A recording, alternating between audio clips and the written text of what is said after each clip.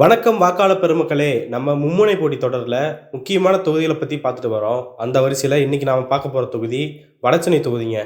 இந்த வடசென்னை தொகுதி கீழே திருவொற்றியூர், ஆர்கே நகர், பெரம்பூர், கொளத்தூர், திருவிக நகர், ராயபுரம் அப்படின்னு 6 சட்டமன்ற தொகுதிகள் இருக்குது. இந்த 6 தொகுதியிலுமே 2021 நடந்த தேர்தலில் திமுகவே வெற்றி பெற்றுச்சு. இந்த வடசென்னை தொகுதியில் மொத்தம் 14,84,000 வாக்காளர்கள் இருக்காங்க.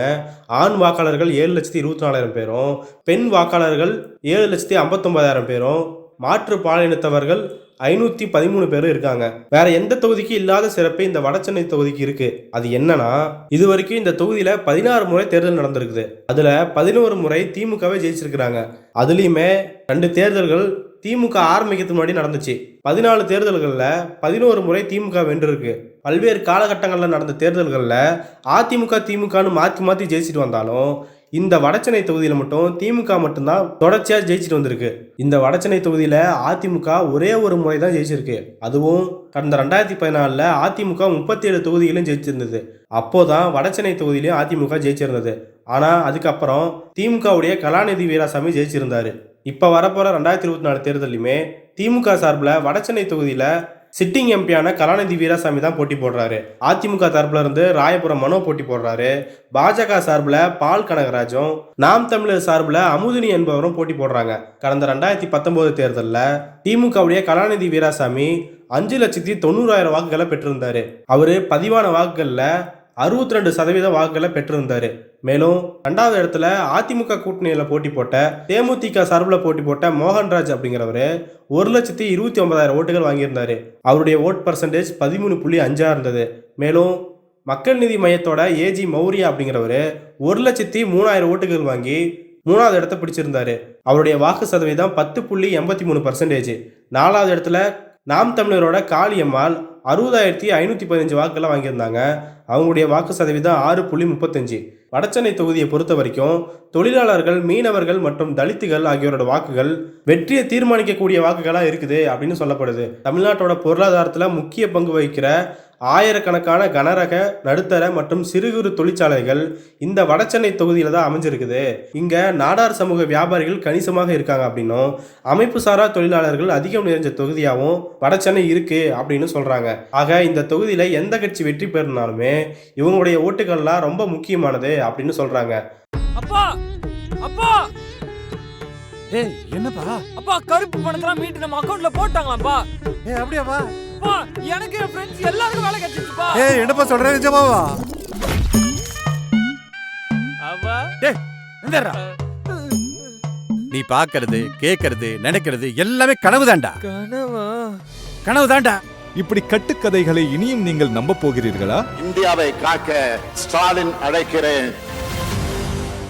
சரி, இப்போ திமுகவுடைய வேட்பாளர் கலாநிதி வீராசாமி அவர்களை பற்றி பார்ப்போம்.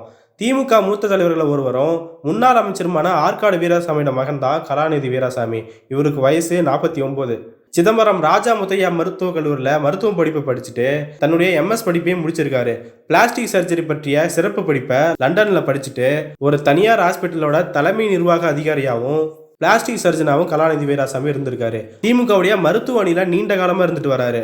இந்த நிலையில தான் 2019 அவருக்கு முதல் முறையா வடசென்னை தொகுதியில போட்டி போறதுக்கு வாய்ப்பு கிடைச்சது.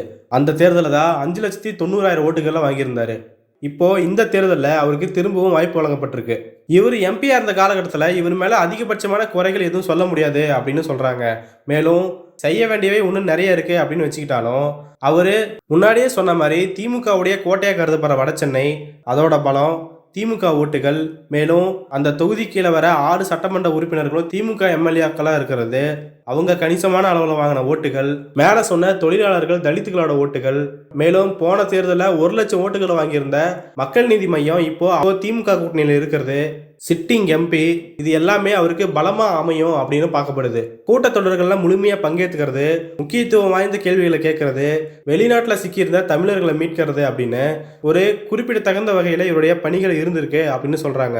இதுதான் அவருடைய பிளஸ் பாயிண்ட்டும் அப்படின்னு பார்க்கப்படுது.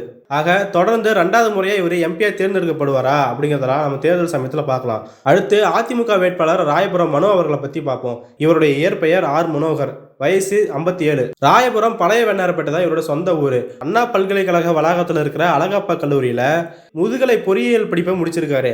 அரசியலுக்கு வரதன் மூலமா மக்களுக்கான பணிகளை செய்ய முடியும், தொகுதியை வளமாக்க முடியும் அப்படின்னு கட்சியில இணைஞ்சு பணிகளை செஞ்சுட்டு வந்ததா சொல்றாங்க. இவர் முதல்ல காங்கிரஸ்ல சேர்ந்து தான் பணியாற்றிட்டு வந்திருக்காரு. வடசென்னை மாவட்ட காங்கிரஸ் தலைவராக இருந்த இவர் கருத்து வேறுபாடு காரணமா காங்கிரஸ் கட்சியிலிருந்து வெளியேறினாரு. அதுக்கப்புறம் 2020 தான் அதிமுகவில் இணைஞ்சிருக்காரு. 10 வருஷம் மாநகராட்சியோட மாமன்ற உறுப்பினராக இருந்திருக்காரு. மேலும் இவருடைய ப்ளஸ் பாயிண்டா பார்க்க போறது என்னன்னா, மாணவர்களோட நலனுக்காக இலவச கம்ப்யூட்டர் சென்டர் அமைச்சு கொடுத்தது, இலவச மருத்துவ முகாம்கள் நடத்தினது, பெண்கள் தொழில் முனைவராக ஆகணும் அப்படின்னு சொல்லி இலவச தையல் பயிற்சி முகாம்களை நடத்தினது அப்படின்னு பல மக்கள் நற்பணிகளை செஞ்சிருக்காரு. இவருக்கு மக்கள் மத்தியில் கிரவுண்டில் செல்வாக்கு அதிகமாக இருக்கு அப்படின்னு சொல்றாங்க. இதுதான் அவருடைய ப்ளஸ் பாயிண்டா பார்க்கப்படுது. கட்சி வேறுபாடுகளை தாண்டி இவர் செஞ்ச நற்பணிகளும் கிரவுண்டில் மக்கள் கிட்ட இருக்கிற ஆதரவும் திமுக சிட்டிங் எப்பி நிறைவேற்றாத வாக்குறுதிகளை சொல்லியும் இவர் ஓட்டு கேட்பாரு. இதெல்லாம் அவருக்கு ஜெயிக்கிறதுக்கான வாய்ப்புகளை கொடுக்கும் அப்படின்னு அதிமுக நம்புறதா சொல்லப்படுது. அதனாலதான் வடசென்னை பகுதியில் கொஞ்சம் மக்களுக்கு அறியப்பட்ட ஒரு வேட்பாளரா ராயபுரம் மனோ அவர்கள் நிறுத்தியிருக்கிறாங்க அப்படின்னு சொல்லப்படுது. இவருக்கான வெற்றி வாய்ப்புகள் எப்படிங்கிறதெல்லாம் தேர்தல் சமயத்தில் பார்க்கலாம். அடுத்து பாஜக தரப்புல இருந்து பாஜகவுடைய துணைத் தலைவரும் வழக்கறிஞர் அணியோட தலைவராக இருப்பவர் தான் பால் கனகராஜ். இவரு சென்னை வழக்கறிஞர் சங்க முன்னாள் தலைவராக இருந்திருக்காரு.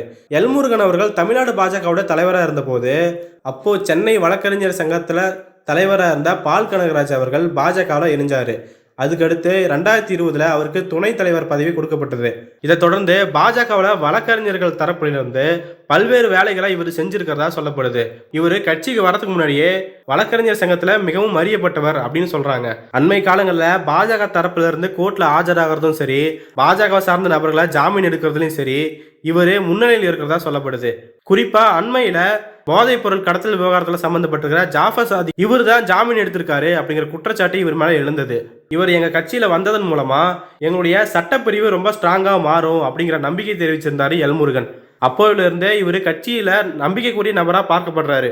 இன்னொரு உதாரணமா அண்மையில பாஜக தரப்புல இருந்து MSME மோசடி வழக்கில் சிக்கின முத்துராமன் அப்படிங்கிறவரை இவர் தான் ஜாமீன் எடுத்திருந்தாரு. இப்படி பல வகையில பாஜகவுக்கு உதவிகரமா இருந்த நிலையில தான் இவருக்கு இப்போ MP சீட்டு கொடுக்கப்பட்டிருக்கு. இந்த வாய்ப்பை வச்சு அவர் ஜெயிப்பாரா, மக்கள் மத்தியில இவருக்கு எந்த மாதிரியான ரெஸ்பான்ஸ் இருக்கு அப்படிங்கிறதெல்லாம் நம்ம பொறுத்திருந்து பார்க்கலாம். ஸோ ஓவராலா வடசென்னை தொகுதியை பத்தி பார்க்கும்போது சிட்டிங் எம்பியான கலாநிதி வீராசாமிக்கு வெற்றி வாய்ப்புகள் அதிகமாக இருக்கிறதா சொல்லப்படுது. அதுக்கு முக்கிய காரணம் ஏற்கனவே சொன்ன மாதிரி வடசென்னைன்றது திமுக கோட்டையா இருக்கிறது தான். மேலும் அதிமுக பாஜகவுடைய ஓட்டுகள் சிதறத்துக்கு வாய்ப்பு இருக்கு. பாஜக கூட்டணியில் இருக்கிற பாமகவுக்கு சென்னையில் அவ்வளோவா வாக்குகள் கிடையாது. அதையெல்லாம் வச்சு பார்க்கும்போது ராயபுரம் மனோ அவர்களுக்கும் கலாநிதி வீராசாமி அவர்களுக்கும் கொஞ்சம் போட்டி இருக்கலாம் அப்படின்னு சொல்றாங்க. இதையெல்லாம் தாண்டி யார் ஜெயிக்க போறாங்க, யார் மக்களை எம்பியா தேர்ந்தெடுக்க போறாங்க அப்படிங்கிறதெல்லாம் நம்ம தேர்தல் சமயத்தில் பொறுத்திருந்து பார்க்கலாம். நீங்க வடசென்னை தொகுதி மக்களாக இருக்கும் பட்சத்தில் யாருக்கு வெற்றி வாய்ப்பு அதிகம், மக்கள் யாரை விரும்புறாங்க, களத்தில் யார் நிற்கிறாங்க அப்படிங்கிறதெல்லாம் கமெண்ட் பாக்ஸில் சொல்லுங்க.